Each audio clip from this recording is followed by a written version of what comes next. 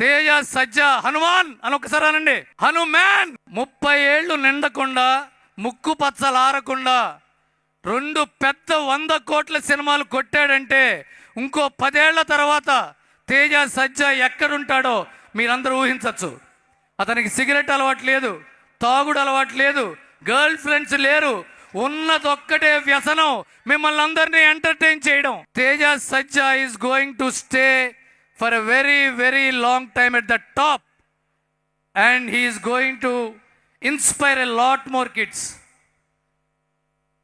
And before I complete this speech, Vishwaprasad గారు, ఇంత పెద్ద హిట్ మీకు తేజ సజ్జ ఇచ్చాడు. ఆయనకి మీరు ఏ గిఫ్ట్ ఇస్తున్నారో స్టేజ్ మీద అనౌన్స్ చేయబోతున్నారు మీరు. నేను దాంట్లో నాకు కొంచెం లంచం ఉంది కాబట్టి.